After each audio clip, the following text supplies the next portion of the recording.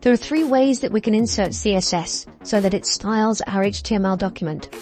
And in this video, I want to look at the first way, and that is using an inline style.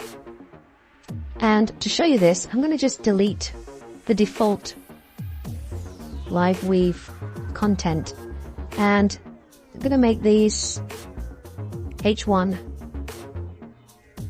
close H1. Okay, so we've got an H1 header here with the text, Hello Weaver. And what I want to do is style the headline, this H1 headline. And we do that by, in this case, inserting inline CSS. And to do that, what we do is we actually go into the H1 header code and we start typing style. Let's see if it's giving us the option there. No, it's not. Doesn't matter. Style equals, and you can see it's already put in the double quotes for me, because the styles that we want to use for the headline need to go inside those double quotes, and then this style will be applied to this entire H1 header. So let's just do something very simple. I'm going to put color colon blue, and you can see that the headline is now changed to blue. And this declaration here, color equals blue, should be followed by a semicolon. Now, when you have multiple declarations inside these quotes, they should all be separated by a semicolon. The last item, or the last declaration between the quotes, doesn't have to have the semicolon, but it's good to put it there just to make sure that in the future we don't end up with bugs by adding more stuff and we've forgotten to add the semicolon. So when you put several declarations inside style quotes, make sure each one is finished with a semicolon.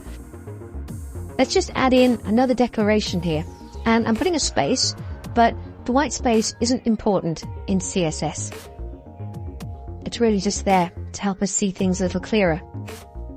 Now you can see the background color has now changed to yellow. I haven't put the semicolon in, but let's put it in just to make sure. So we've got 2 declarations inside the style quotes. This is called an inline style, simply because it's in line with what we're trying to style.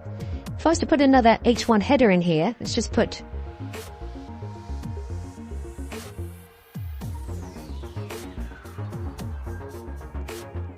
second header.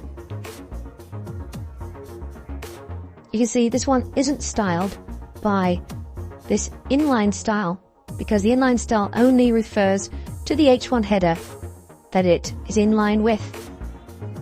Okay, I've added in a second, third and fourth header just to show you the limitations, or rather the advantage of an inline style. Let's create a style for the H1 headers on the page. And I'm going to say color red. Now you can see second header, third header and fourth header have all been styled red, whereas the inline style overrides that and makes it blue with a yellow background, because the inline style for that header specifies blue color, yellow background.